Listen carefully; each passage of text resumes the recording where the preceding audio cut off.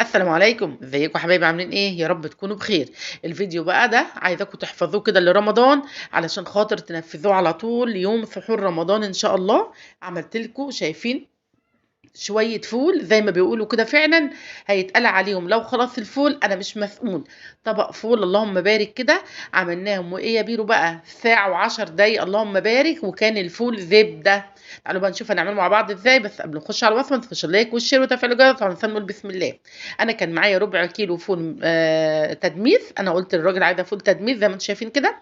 غسلته ونقعته من الصبح لحد بالليل، وبعد كده صفيت الميه وشطفته كويس جدا، ومعايا ربع كوبايه من العدس مغسوله كويس جدا جدا، ومعايا نص كوبايه من الفول المدشوش مغسوله كويس جدا جدا.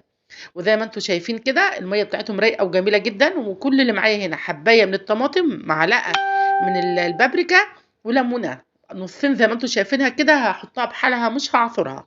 عايزه اقول لكم اغسلوا الفول كويس جدا يا جماعه علشان خاطر ميته تبقى رايقه وجميله كده، عشان خاطر لو الفول ما يبقاش مغسول ولا العدس يبقى ميته معكره كده طبعا مش بيديكوا احسن نتيجه. انا نزلت بكله زي ما انتم شايفين كده، كله مع بعضه كده في قلب طبق، البابريكا وحبايه الطماطم والليمونه والعدس والفول المدشوش وكله على بعضه قلبته كده. لسه بقى ايه المعلقه السحريه او المكون السحري اللي هيخلي الفول بتاعنا دون زبده كده، وفي ساعه وعشر دقايق هتاكلوا احلى فول.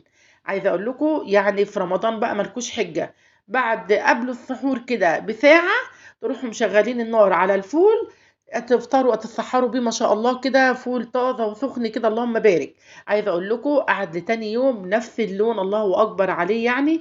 وعايزه اقول لكم كانت ريحته وطعمه بقى مش قادره اقول لكم على حلاوته صراحه ربنا. هو النور كان قاطع وانا شغاله والنور قاطع، بس قلت والله هعمله يعني هعمله برده زي ما انتم شايفين كده. نزلت كده بالفول بتاعنا المكونات اللي هو الفول والعدس والليمونه والطماطم وكله كده في قلب الدماسه بتاعتي، ورحت نزلت عليه بميه سخنه، ولو ميه من الحنفيه يا جماعه برده ما فيش اي مشكله، لكن انا قلت عشان اسرع فنزلت بمعلقه ايه بميه سخنه. دي بقى المعلقه السحريه او المكون السحري اللي يخلي لنا الفول بتاعنا اللهم بارك كده ما بياخدش على البوتاجاز او على النار عندنا غير هي ساعه، بقول لك ساعه والله ساعه وعشر دقائق. زي ما انتم شايفين قلبتها كده على الدماسه، ولو هتشتغلوا في حله ما فيش اي مشكله، بس انا عندي دماس صراحه ربنا صغنطوطه جميله كده على قد الربع كيلو الفول بتاعي، فبعمل فيها على طول زي ما انتم شايفين كده. شغلت عليها النار على شغلت عليها النار عالي يعني مش موطيه النار خالص، واول ما تغلي بشيل الريم بتاعكم بتاعنا زي ما انتم شايفين كده.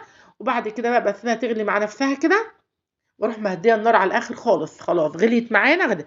ما تزودوش الميه زياده عن اللزوم يا جماعه، انا مش هعمل فول نابت، انا بعمل فول مدمس، يعني بديله الميه اللي هو عايزها بس. ما تحاوليش تزودي ميه اكتر من اللي هيحتاجه الفول. انت اديله يا دوبك غطيه، يعني انا بديله ميه يا دوبك بغطي الفول بتاعي، وجنبي البراد حطاه فوق الدماسه وفي ميه، فالميه طبيعي سخنه كل ما يحتاجها اديله. انا ما اديتلوش ميه غير هي مره واحده بس شايفين. ده كان بعد نص ساعه طلعت عشان اشوف الفول، لقيت اللهم بارك زي ما انتم شايفين كده زبده. سبته تاني برضو شويه علشان اتاكد ان هو كله كده استوى خالص. قعد قد ايه بقى بالظبط؟ انا والله العظيم مشغله عليه النار بالظبط الساعه 2 و44 دقيقه، شلته من على النار الساعه 3 و54 دقيقه او 55 دقيقه مش فاكره بالظبط، يعني مش قادر يعني هي ساعه و10 دقايق ما فيش غيرها. بصوا بقى الفول طبعا مش محتاج كلام، انا ولا حطيت جزر ولا حطيت بصل ولا حطيت توم ولا حطيت اي حاجه قدامكم، هي حبايه طماطم ما فيش غيرها والليمونه ومعلقه البابريكا، ولا الوان صناعيه ولا اي حاجه خالص. شايفين الفول؟ شايفين قوام الفول؟ شايفين لونه وقوامه؟ يا ريتكم كنتوا معايا تشموا ريحته، تحفه. عايزه اقول لكم اللي هو استوى الساعه 3 الفجر، انا عتقته لا ما رحمتوش، حطيت شويه في الطبق كده وقعدت كلتهم. والله العظيم انا بص ريحه الفول دي بتجنني بصراحه. شايفين زبده؟ زبده. احنا كنا الاول بنشغل النار طول الليل على الفول علشان خاطر يستوي، دلوقتي وعلى نار هاديه برضو، قعد الساعه دي على نار هاديه يعني. الفول لما يستوي على نار هاديه بيبقى اطعم كتير، وانا والله مشغله على نار هاديه دوبك الميه غليت، رحت مهديه النار خليتها شمعه زي ما انتم شفتوا كده. ما شاء الله الفول بصوا طبعا مش محتاج انا بطلعه بالكبشه كده ما شاء الله بيتهري معايا.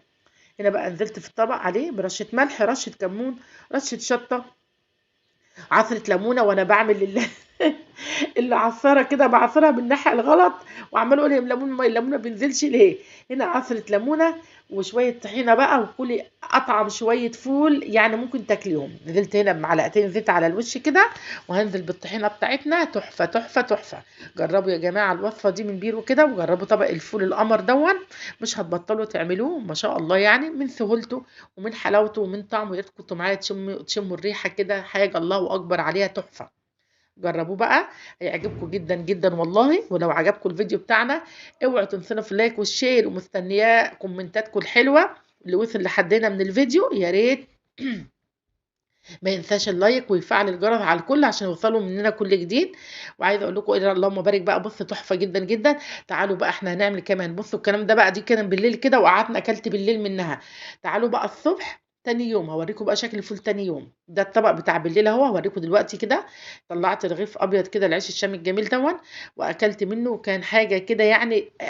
انا بحب بعشق الفول، بعشق الفول كمان لما يكون لسه كده فريش وانا بعمله، والريحه كده ماليه المكان، بضعف قدامه بصراحه.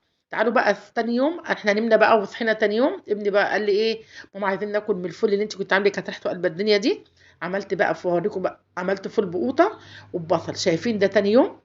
ايه رايكم؟ الطبق ده مش بتاع امبارح يا جماعه، الطبق ده عملت طبق الصبح لينا احنا انا وابني بقى، مع الفول ابو بصل. شايفين ما شاء الله. هنا بقى طاسه على النار، نزلت فيها بشويه من الزيت كده، وبصلايه مكعبات، ومش عايزاها رفيع، مش عايزاها مبشور، انا عايزاها قطع كده زي ما انتم شايفينها قدامكم. انا مش عايزه احمر البصله، علشان خاطر انا عايزه الفول بتاعي يبقى مسكر كده. اي حاجه عايزه تحسوا ان الاكل فيه تسكيره كده، ما تحمروش البصله، علشان خاطر يديكوا النتيجه اللي انتوا عايزينها، يديكوا طعم حلو ومسكر كده، وما يحماش على القلب كمان. انا بس يا دوبك بدك بقلبها، يا دوبك الريحه تطلع. اول الريحه ما طلعت علينا كده على طول، هنزل بحبايه الطماطم او حبايتين الطماطم المتخرطين مكعبات، وقرنين فلفل سبايسي بقى، الله اكبر كده يعني ما شاء الله، تحفه جدا جدا. انزل بيهم كده في قلب على على البصله بتاعتنا، واقلبهم مع بعض. بصوا كده، انا مستني بس الريحه تطلع، شايفين اللون ما اتغيرش ولا اي حاجه، انا ولا عايزاه دهبي ولا عايزاه اي حاجه، عايزاه بنفس اللون كده، دي بس. انزل بالطماطم وبالفلفل بتاعنا، هقلبهم مع بعض. وبعد كده انزل عليهم بمعلقه من الملح، معلقه من الفلفل الاسمر، معلقه، لا مش معلقه يعني، رشه فلفل اسمر، رشه كمون، ومن الملح بتاعنا، ورشه سكر، واقلبهم مع بعض كده واسيبهم. انا مش عايزاهم برضو، ومعلقه من البابريكا، انا الفلفل هنا ما كنت نسيته، لكن انا ضفت الفلفل. انا مش عايزاهم يتسبكوا برضو، لا انا مجرد بس كده ما الطماطم تدبل كده وتندمج مع البصلايه، هنزل عليها يعني حوالي 3 4 معالق من الميه كده، ربع فنجان صغير كده. بس خلاص هيغلي معانا، مجرد ما هيغلي معانا هروح نازله على طول بالفول بتاعنا، ما شاء الله. اوريكم الفول، شايفين قد ايه؟ ربع فنجان صغير بس كده. بصوا عشان هم حبه ميه صغيرين يعني، هي بتغلي قدامنا الطاسه اهي. او شايفين الفول بقى لما هنزل بيه دلوقتي، لونه ما اتغيرش خالص، تاني يوم لونه ما شاء الله زي ما هو، ولا اسمر معانا ولا غمق ولا اي حاجه. شايفين لون الفول تحفه ما شاء الله. اسفه يا جماعه. ايه رأيكم بقى في الفول بتاعنا؟ حاجة كده ما شاء الله يعني، مش محتاجة اي كلام. جربوا الوصفة دي كده، وجربوها من مطبخ بيرو ومن وصفات بيرو، هيعجبكم جدا يا جماعة والله، ومش هتبطلوا تعملوه. هتعتمدوا الطريقة بتاعت بيرو ديت، وهتعملوا الفول بتاعكم في اي وقت كده، وما بياخدش حاجة على النار طبعا يعني. ده هو خد مقدار الطبخة العادية اللي احنا بنطبخها كل يوم، ساعة وعشر دقايق ولا اي حاجة. زي ما انتم شايفين كده، خلاص كده ما شاء الله، طفيت عليه النار. دلوقتي بقى هغرفهم في الاطباق كده، وتشوفوا احلى طبقين فول، طبق فول بالبصل او فول بالطماطم، مع طبق الفول اللي بالطحينه، الله اكبر يعني، بسم الله ما شاء الله، تحفه جدا جدا الفول. بص شكله بيفتح النفس. شايفين لونه؟ انا مش عاجبني غير لونه بصراحه، ربنا كهرمان كهرمان يعني. لو عجبكم الفيديو بتاعنا بقى النهارده، يا ريت ما تنسوناش في اللايك والشير وتفعيل الجرس عشان يوصلكم مننا كل جديد، ودعوه حلوه من القلب كده. ومستنيه رايكم في الكومنتات طبعا، يهمني جدا جدا، كومنتاتكم بتسعدني بصراحه. شايفين؟ ايه رايكم؟ شايفين اللون؟ شايفين الجمال؟ تحفه تحفه تحفه. يلا بقى اقول لكم بقى السلام عليكم ورحمه الله وبركاته كده، وتاني هقول لكم ما تنسوناش في اللايك والشير ودعوه حلوه من القلب يا جماعه، والسلام عليكم ورحمه الله وبركاته.